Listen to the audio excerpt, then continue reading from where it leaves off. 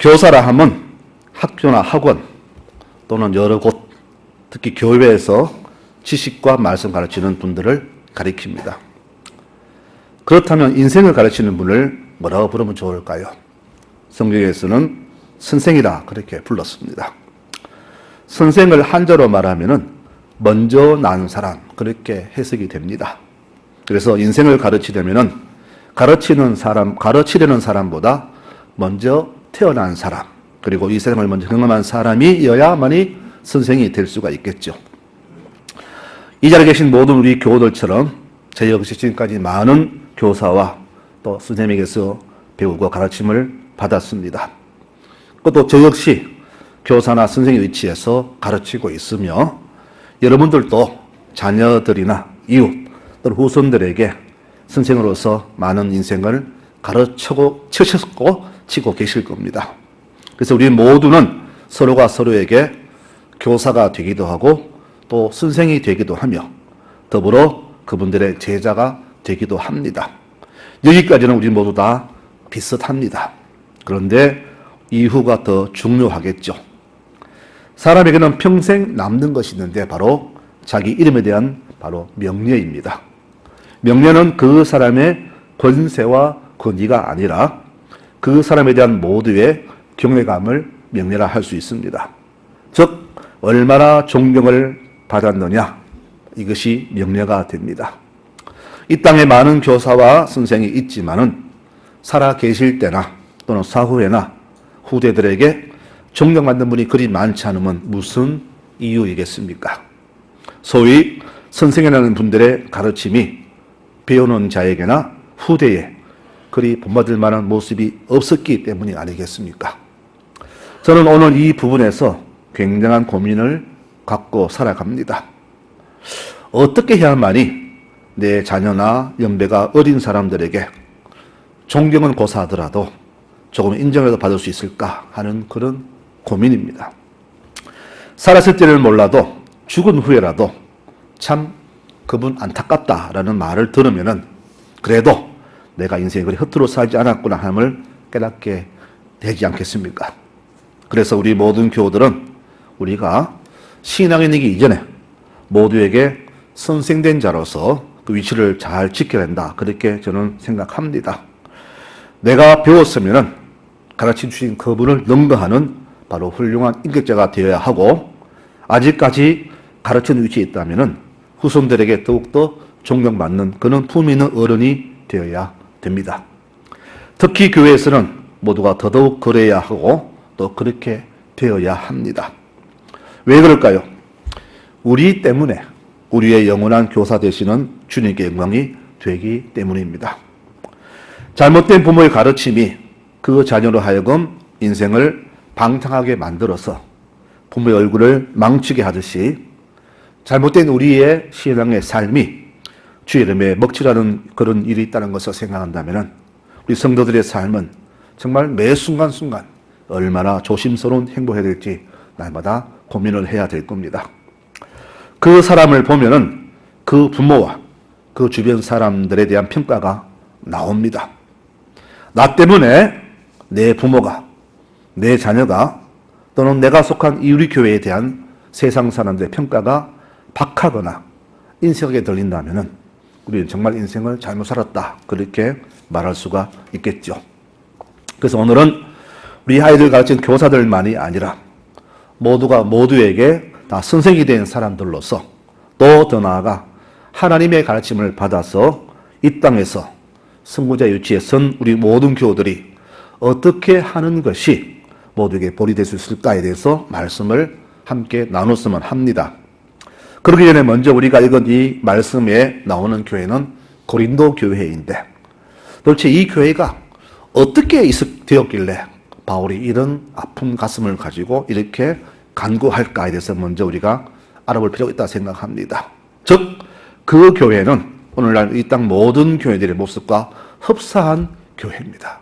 즉, 이 교회의 문제가 지금 이 시간 이 땅에 있는 모든 교회들의 문제라고 보시면 됩니다. 그래서 오늘 이 고린도교회의 문제를 한번 살펴보면서 우리 교회는 이 교회를 능가하는, 그렇지 않은 정말 복된 교회가 되었으면 하는 마음으로 이 말씀을 나눴으면 합니다. 이 교회를 살펴보면은 이 교회가 4분 5일이 되었습니다. 흔히 교회가 어려워지면 제일 먼저 생기는 것이 파가 생기죠. 어느 장로님 중심으로 한 파가 생기고 또 목사 중심 한 파가 생기고 그래서 교회가 4분 5일이 됩니다. 이 분열의 주원인은 목회자라 그렇게 저는 봅니다. 지금 불이 포항에도 흥해에도 이렇게 한 교회에서 한 지붕 3가족 4가족 되는 교회가 좀 있는 것으로 알고 있습니다. 그런데요, 우리는 저 목사가 싫다. 우리 목사는 싫다. 아니다, 우리는 좋다. 왜 이런 일이 벌어질까요? 많은 이유가 있겠지만은 교회 사정을 총합해 보면은 바로 교인들의 교만 때문입니다. 교만이요? 어떤 교만일까요? 바로 그겁니다. 나는 옳다는 거죠. 너는 틀렸다는 겁니다. 바로 나는 옳고 너는 틀리고 서로가 다름의 것을 인정해 줘야 되는데 나와 다르면 틀렸다는 겁니다. 이런 무지가 바로 이런 교만을 갖게 오게 된 겁니다. 그래서 고린도 교회에 바울파가 생겼고 아볼로파가 생겼고 베드로파, 세파가 생겼습니다. 그러다 보니까 어떤 분은 다 싫다. 나는 예수파 하겠다. 이렇게 교회가 참 웃기는 문제가 생겨서 4분 5일 되었습니다. 여러분, 오늘의 이 모습, 이 교회, 이 땅의 모든 교회가 비슷하지 않나요? 저는 흡사하다 생각합니다. 어떻게 2000년의 그 모습이 그대로 투영되어서 이 시대에 이 모습까지 이어졌을까? 저는 참 답답합니다. 우리가 무지하면은요, 이런 일이 생기게 되는 겁니다. 그래서 교회의 아픔, 분열, 이 모든 것들은 바로 우리의 교만함과 또 목회자의 잘못, 여러 가지가 섞여서 이런 문제가 생기게 된 겁니다. 여러분, 절대 우리는 무지해서는 안 됩니다. 무지, 그러니까 어떤 분은 내 학교 못 나왔다고 무시하는가? 그런 무지가 아닙니다. 바로 나만의 세계에 갇혀서 자기 도취에 빠진 사람들이 흔히 갖는 그 무지를 말하죠. 나는 옳다는 거예요. 내 생각이 가장 옳다는 겁니다. 바로 이 무지함이 교회를 어지럽게 했고 바울은 바로 이 교회의 모습을 이렇게 꾸짖는 겁니다. 1장에 보면 이런 말씀이에요. 나는 말씀을 심었다. 그리고 아볼로는 그 복음을 잘 이해하도록 가르쳤다. 그리고 중요한 것은 자라게 하신 하나님이시다. 심은 자, 물 준 자는 아무것도 아니라는 거예요. 자라게 하신 주님이 최고라는 겁니다. 왜 우리 교회가, 여러분 고린도 교회를 말합니다. 왜 우리가 이렇게 사람을 우상으로 삼고 이렇게 분란되었는가? 바울이 그것을 오늘 이렇게 꾸짖고 있는 거예요. 한 사람의 인격은요, 여러 지식의 습득과 더불어서 여러 다양한 분야에서 배운 것으로 인격이 형성이 되죠.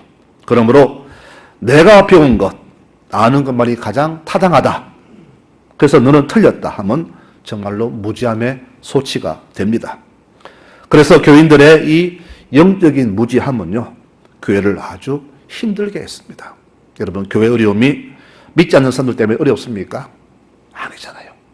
그 교회를 구성하는 구성원 교인들의 무지함 때문에 교회가 힘들어지잖아요. 교회를 아무리 살펴봐도 교회 내 신앙된 모습이 없었습니다.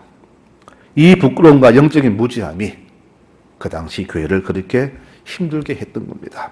그러면은 그 교회에 어떤 일이 생겨났을까?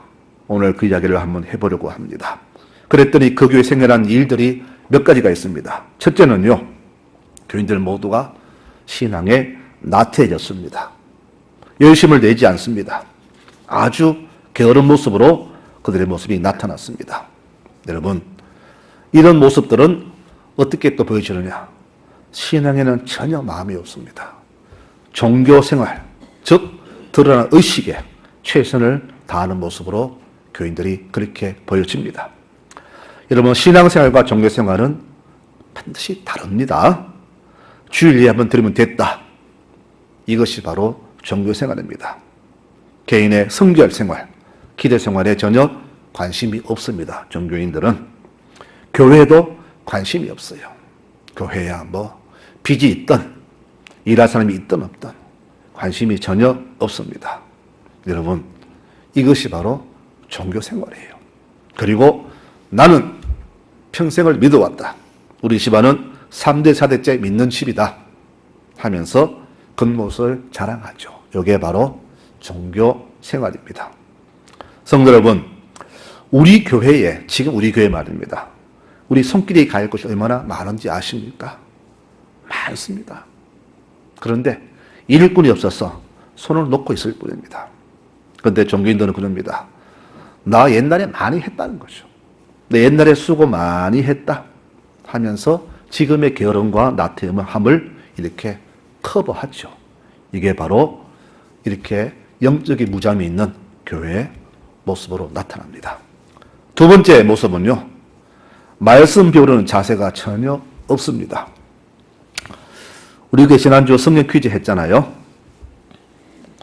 1년 지나도 더 그 모습 그대로입니다. 좀 나아진 모습이 없어요.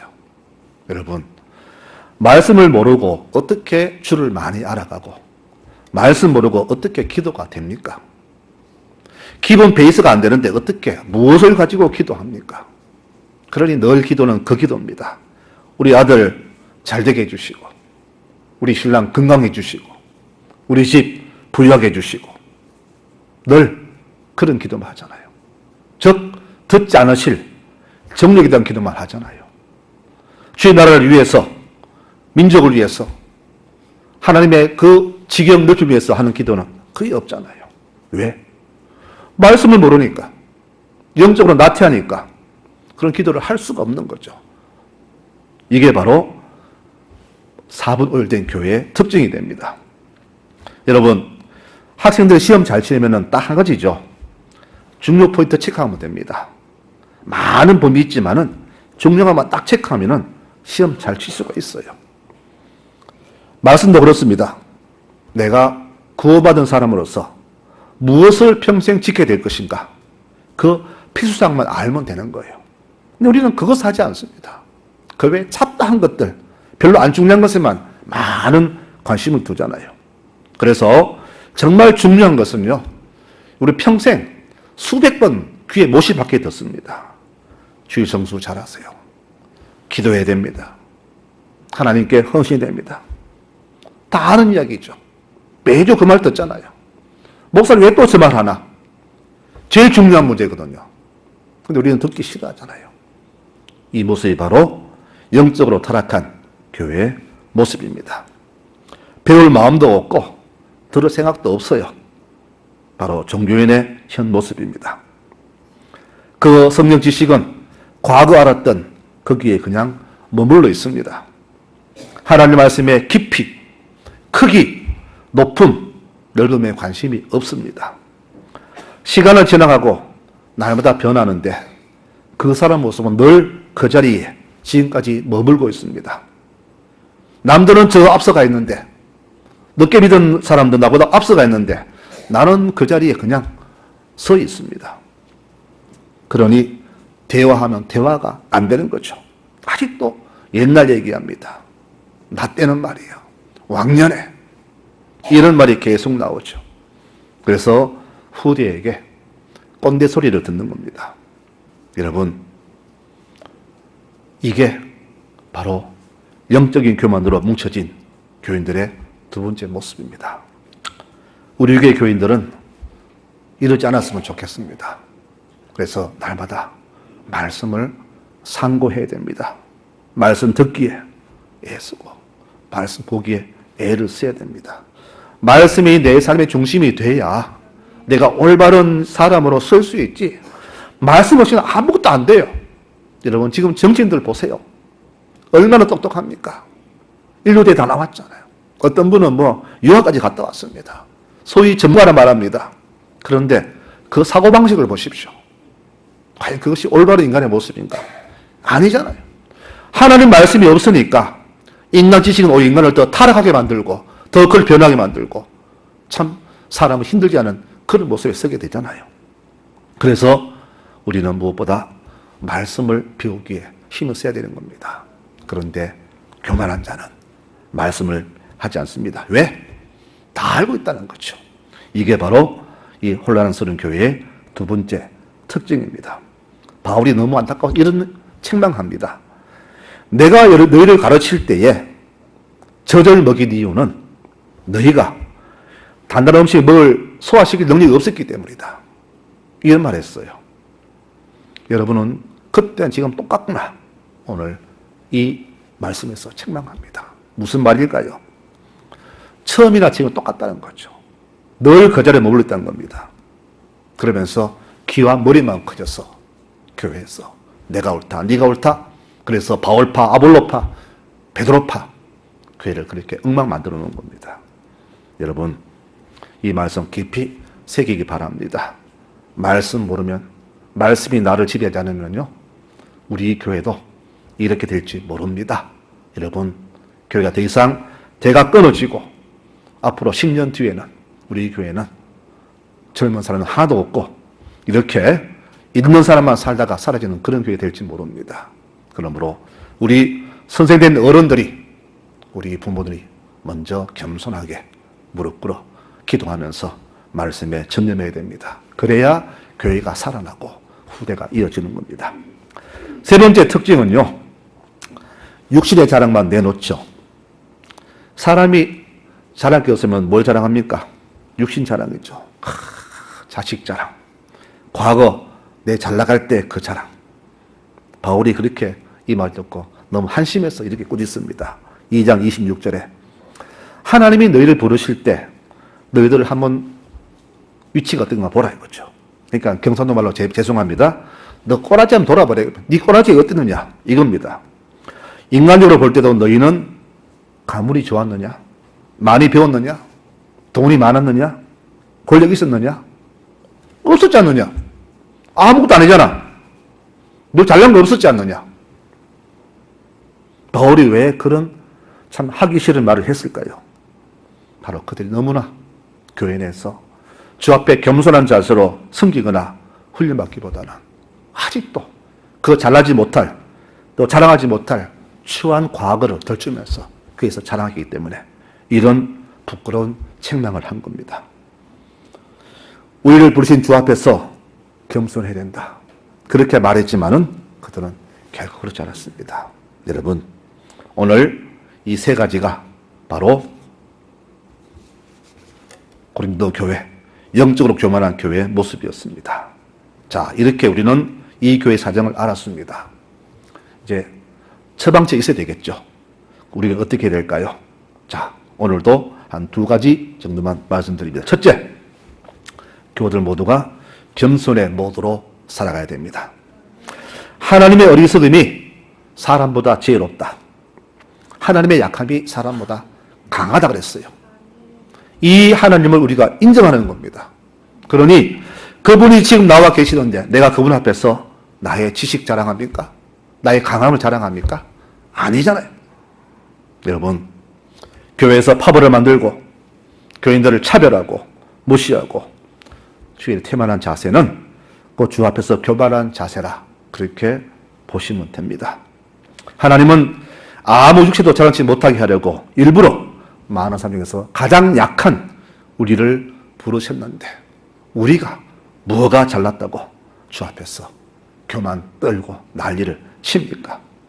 내 옛날에, 과거에.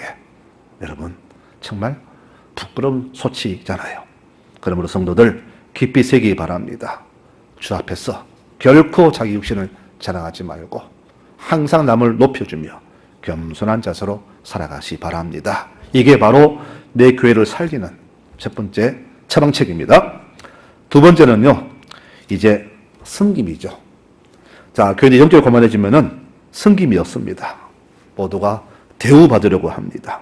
여러분, 그러다 보니까 사역에 매우 게을르시죠. 근데 하나님께서는 우리가 어떤 자인지 위치 정확히 알려주시는데 4장에 이렇게 말합니다. 우리는 우리 자신을 마땅히 주님의 일꾼으로 여겨야 한다. 그리고 이 일을 맡은 사람에게 요구되는 것은 충성이다 라는 사실을 세계하고 말씀하십니다. 교회마다 직분자는 차고 넘칩니다. 그리고 해마다 교회는 주는데 직분자는 계속 세워집니다. 오죽하면은 전 교인의 간부하라는 말이 나왔을까요? 그런데요, 좋습니다. 직분 받아야죠. 중직을 받고 충성하면 좋잖아요. 그런데 직분 받았는데 잘 감당하는 직분자가 드물다는 겁니다. 어느 교회는 권사님 숫자가 한 300명 된다고 하죠. 그런데 실제로 교회 일에 투신하는 분은 손에 꼽을 정도라고 합니다. 근데 옛날에 많이 했대, 젊은 사람이 해대, 자식의 게으름을 그렇게 변호합니다. 알고 보니까 그분은 젊을 때도 일 안 한 사람이었습니다.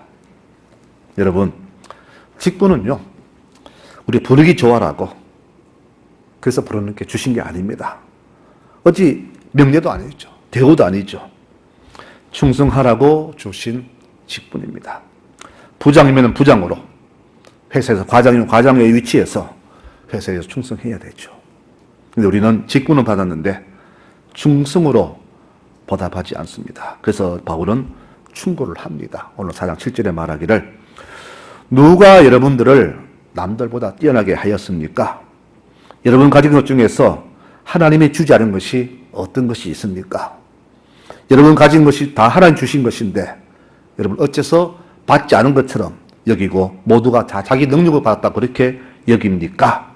하면서 그들 영적인 교만을 신랄하게 오늘 고발하고 있습니다. 성도 여러분, 과연 이 모습들, 이 고린도교의 모습들이 오늘날 우리 교회, 우리 자녀들, 또 그 자녀들에게 과연 귀감이 되겠습니까? 안 되죠.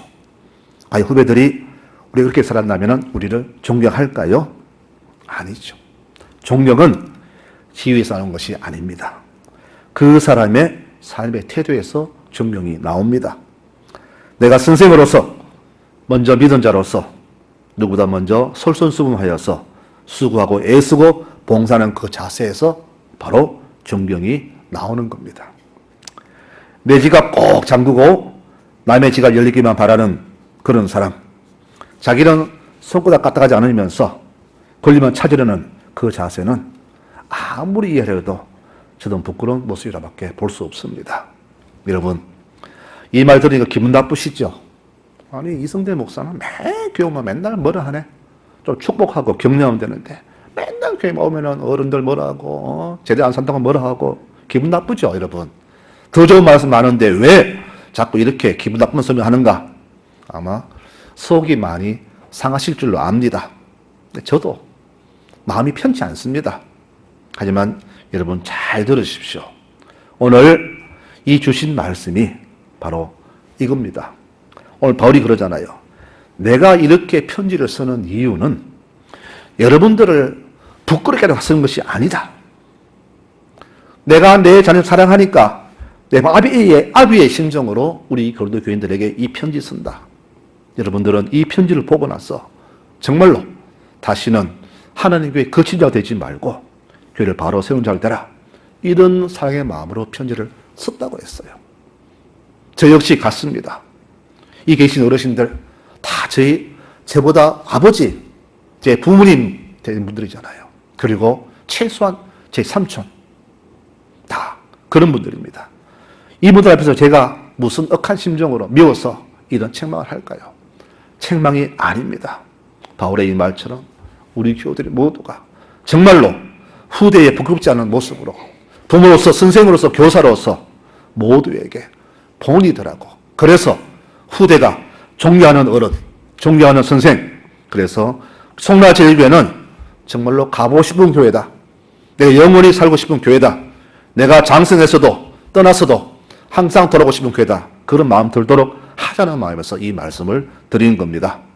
여러분, 그래서 오늘 우리가 어떤 모델을 본받을까? 한 모델을 소개합니다. 오늘 바울이 성경 말합니다. 바로 아비 같은 스승입니다. 이 땅에 교사는 많지만 그러나 아버지 같은 스승은 많이 없다. 오늘 말씀합니다. 우리 모든 성도님들 내 자녀에게 대하는 모습으로 교회를 받들어 섬기고 교우들을 대하시기 바랍니다. 내 아들, 딸을 대하는 모습으로 그런 부모의 심정으로 우리 모든 교우들을 대하시기 바랍니다. 내 자녀를 대할 때 책망하지 않잖아요. 잘못해도 이해해 주잖아요. 눈 감아 주잖아요. 속에는 천불 나지만은 부모니까 감싸주고 기다려 주잖아요.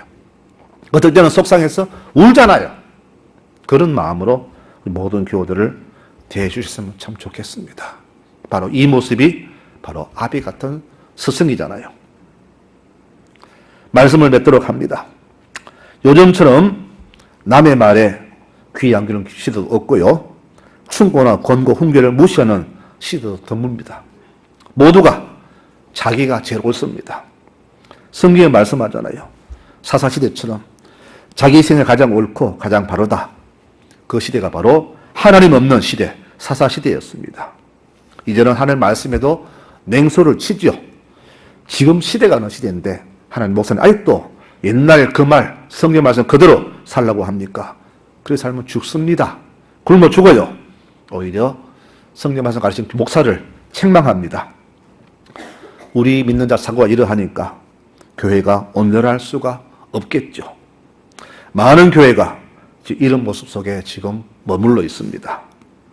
그 결과 교회의 타락, 교회의 혼탁함, 그리고 세상이 갈수록 어두워지고 있습니다. 우리는 세상의 소금 빛인데 여러분 역할을 못하니 세상이 이렇게 어두워지고 있는 겁니다. 그러므로 이 사회의 타락, 나라의 어려움은 1차적 책은 우리 교회라 저는 그렇게 분명히 책임을 느낍니다. 여러분 가장 좋은 교사는 바로 부모 같은 교사입니다. 절대 잊지 마시기 바랍니다. 부모가 많이 배워서 알아서 많이 있어서 자녀의 존경과 사랑 받습니까? 아니잖아요. 사랑으로 희생하면서 보듬어 주니까 부모가 자녀에게 사랑받는 거잖아요. 존경하는 거잖아요. 우리 송라지역의 모든 어르신들, 교우들 모두가 이런 아비 같은 교사가 되시기 바랍니다. 아비 같은 어른으로 존재하시기 바랍니다. 이게 바로 후손 대대 우리 후손들이 영원히 살아가면서 느낄 추억될 우리 아름다운 교회 어른들의 모습이 될 것입니다. 신앙인은 바로 자신의 믿음을 이렇게 나타내야 합니다. 바로 사랑으로 이 모습을 보여줬으면 좋겠고요. 사람들을 사랑으로 가르치고 품고 덮고 이해해 주시는 모두가 되었으면 좋겠습니다. 하나님의 능력은 바로 말이 아닙니다. 사랑의 행위가 바로 하나님의 능력입니다. 오늘 5월을 보내면서 마지막 주일 교사 주일로 지킵니다. 우리 아이들 가르치는 우리 전사님 교사님들 참 수고 많습니다. 아침 일찍 나와서 애들 태우고 전화하고 보듬고 참 축복합니다. 저도 그런 교사님들의 사랑으로 이렇게 말씀 듣고 자라나서 이렇게 목사가 되었습니다. 여러분, 여러분들의 그 수고로 자라난 아이들이 훗날 그들이 성인 되었을 때 똑같은 위치에서 내가 받은 사랑을 더 많이 전하며 실천할 수 있는 그런 아이들로 자라도록 더 애쓰는 교사들이 되었으면 좋겠고요. 교회는 바로 이 아이들을 위해서 바로 품고 믿음으로 사랑하는 교회가 되었으면 참 좋겠습니다. 우리 교회학교 교사들 축복합니다. 그리고 우리 모든 선생님, 모두 우리 성랑의 모든 교우들 한 분 한 분을 축복합니다. 5월에 주시는 귀한 하늘의 축복이 성도의 모든 가정에 오늘도 충만하기를 축원하며 말씀을 마칩니다. 여러분 축복합니다.